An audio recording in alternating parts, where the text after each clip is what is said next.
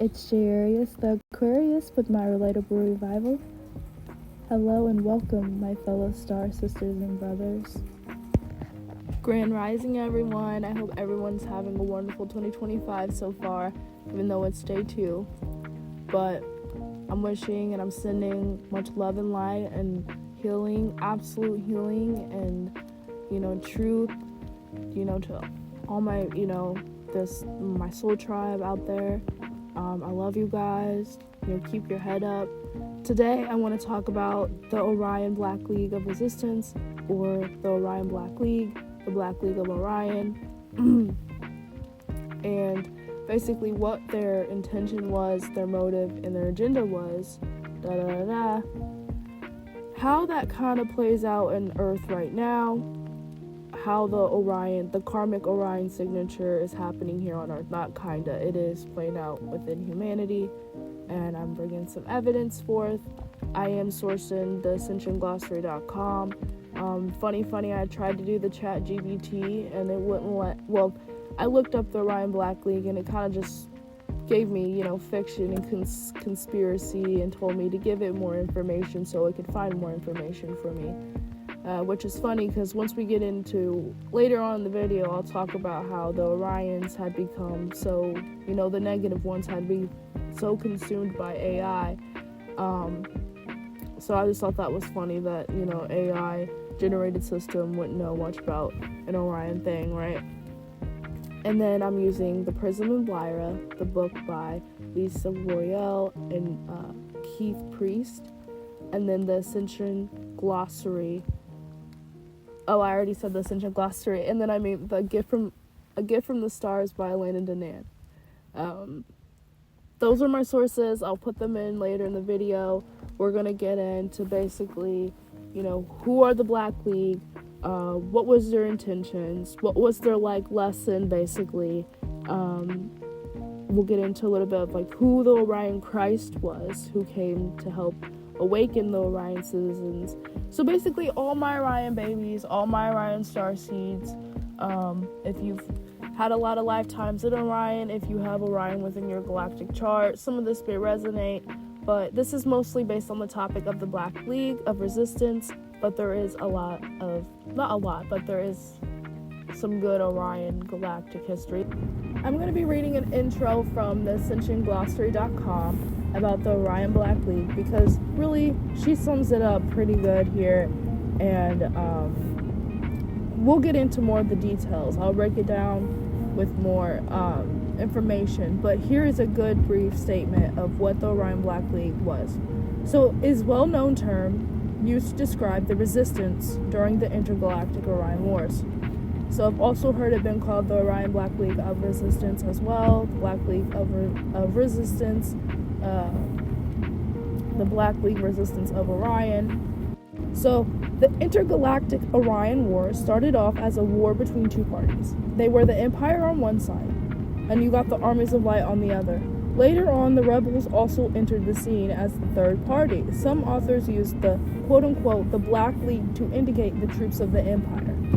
So they're kind of trying to hijack and divert from what the real Black League and Orion really was, and saying that it was the Empire's troops. Or there could have been a time where that's what they were called as well. So, while other authors such as Lisa Royale, refer to the rebels as the Black League. So, the Orion Black League was an organizational resistance pattern developed during the Orion conflict to counter the efforts of the Orion Empire, which was attempting physical and spiritual domination of the entire region, which I'm going to do a whole video about the Orion history. We'll get into that too. So the Black League manifested not only as an underground paramilitary resistance organization, but as a spiritual and philosophical orientation that manifests in many forms. These patterns have attempted balance in other planetary systems and are presently playing out on Earth through the human reincarnational cycle. And this is referenced from the book that I'm also going to be using in this video too, The Prism of Lyra by Lisa Royale, and Keith Priest. According to the ascensionglossary.com, evidence of the Orion Black League, or basically the same karmas around it, the energy signature of what happened to us Orions. How is this played out in modern day society? How is this playing out on Earth? How did it play out on Earth? So this is the exact same conflict that occurred in Atlantis between the sons of Belial and the Law of One that escalated into the Atlantean cataclysm. It is the exact same conflict over territories and ideologies that occur in our present world today. Do you serve self or the negative ego, or do you serve the higher universal laws of God? The seed of the Orion conflict is made between those who developed complete reliance on AI technology for gaining access to higher consciousness and immorality, and those who want to align to natural laws and develop themselves spiritually by building their light body.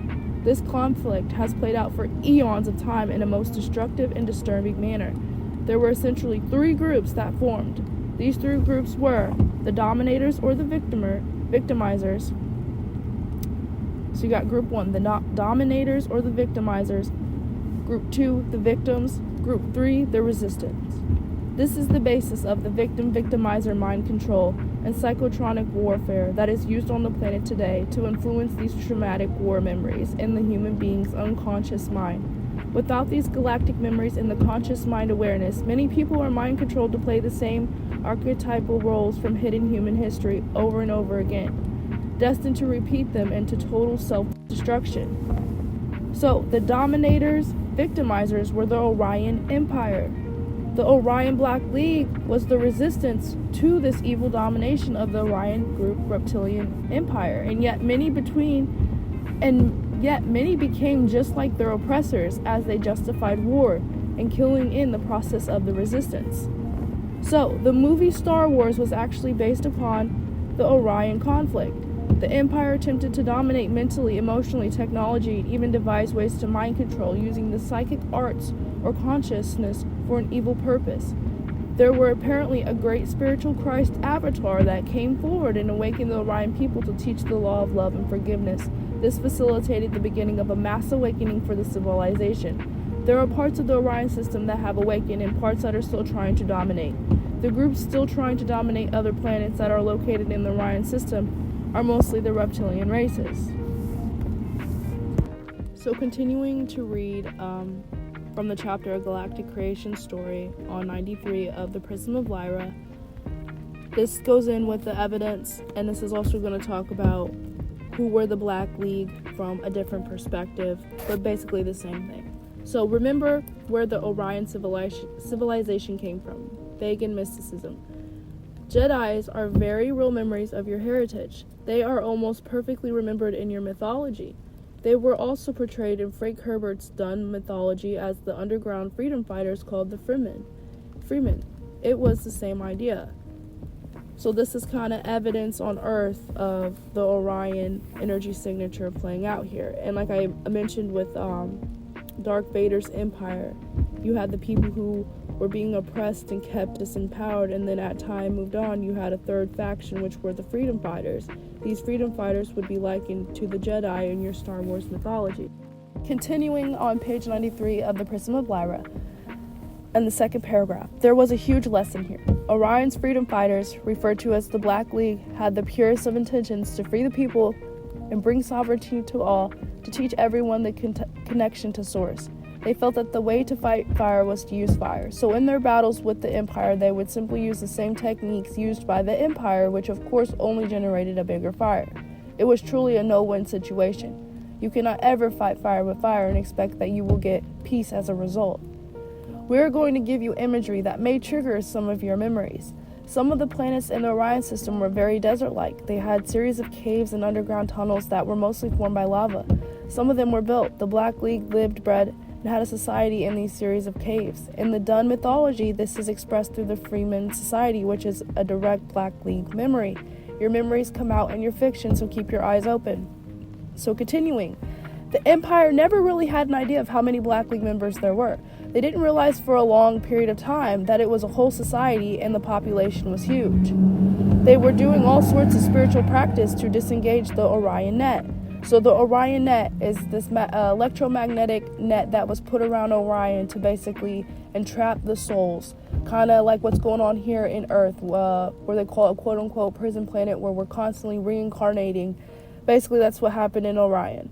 But it was like on a worser, more scarce scale. So, continuing. In fact, every once in a while, they would get some of their priests together to perform rituals and ceremonies to open a hole large enough in the net for one's priest soul to escape and find sanctuary on another world. Sometimes they were successful. The place of sanctuary that they aimed for is what you know as Earth. So this is getting into ancestry for my fellow Orion starseeds, okay? To them, it was the mythological land of freedom. In leaving Orion and seeking sanctuary, the priests found Earth. The Empire, realizing that people were escaping, followed them. Okay, so Earth is a continuation of the Orion drama, correlating to much of your post-flood history up to present day. It is a continuation in which the people are still seeking sovereignty. Some of the old empire is still attempting to control people on Earth. But as bad as you think it is on Earth, it is nothing compared to what some of you endured in the Orion system. Picture in your mind for a moment living in caves. It is very dry. Robes were usually worn, like you see in the Earth's Middle East, ceremonies, ritual, and lots of gatherings with deep passion for freedom. In World War II, the Nazi resistance was a parallel. Many of these resistance fighters were ex-Black Leaguers who already knew how to resist an empire, not just on the surface, but spiritually and energetically. This is a dark time that many people do not like to get into. This is one of the essential parts of your history. It tells you who you are now and why you came to be who you are. It helps you remember what the way out really is. The way out will never be fighting. It lies in the integration of polarity. And then that's when they get into the Orion Christ description and him coming in, teaching the Black League resistance a new way, basically making them teachers and prophets, helping them escape the Orion matrix and help awaken others to escape as well. So if you are Orion starseed, this is kind of part of your this is a part of your history. So based off the information that I'm reading from The Prism of Lyra by Lisa Royale and Keith Priest, on page 94 it talks about the Orion Christ, and it goes into depth about who was the Orion Christ. It was a non-physical founder, so the founders, who basically created humanity, created existence. Emergency call was basically the paramedics, quote unquote, as she says in the book, were called to the Orion Empire, and one of the founders fragmented himself down to be able to live in Orion. And he carried, obviously, the Christ consciousness, right? He was already an ascended individual. So, on page 94, I'm going to start reading the last paragraph and onward, so you guys have an idea of how the Christ influenced Orion and how the Black League resistance helped, Christ develop and become, and how the Christ in Orion, or the Orion Christ, help the Black League resistance develop and help the Orion people find freedom, okay? So the priest and the Black League knew he was coming through their own methods of prophecy. So the Black League, again, they were the ones who stayed connected to source. They weren't completely all tied off. They wanted to remind people of their sovereignty. They wanted to wake people up, save people from the dark Orion Empire reptilian agenda. Okay, so these were people who were, quote unquote, still woke, and they became, quote unquote, rebels or the resistance because they became the rebellion against, the Orion reptilian empire. So they also knew that they had to protect the mother of this child. And then she says, does this sound familiar? So the mother was inseminated and put into a very deep cavern on the planet. This cavern was electromagnetically shielded so that she could not be found by the Empire or interfered with in any way. She lived there throughout her entire pregnancy. When the child was born, he had blue eyes. In their culture, only the highest of priests and masters had blue eyes. For them, this was a symbol of great mastery. The child was raised in this environment by the most adept of priests and mystics. But of course, the child ended up being the teacher of these priests and mystics. He is known as the Orion Christ. He served as a teacher for the population of the Black League, and he was able not only through verbal teachings but through energetics to help the Black League change this paradigm from one of disempowerment to one of personal sovereignty. If you have a massive population learning to become sovereign both energetically and emotionally, it changes the very fabric of the reality you are in. Thus, the empire began to become less empowered. As the empire lost its power, the general population, that is those who were not part of the Black League, began to awaken. What did this look like from the outside? So the empire eventually crumbled, and the people were very confused. They no longer, quote-unquote, had daddy, the empire, the government, to tell them who they were or what to do.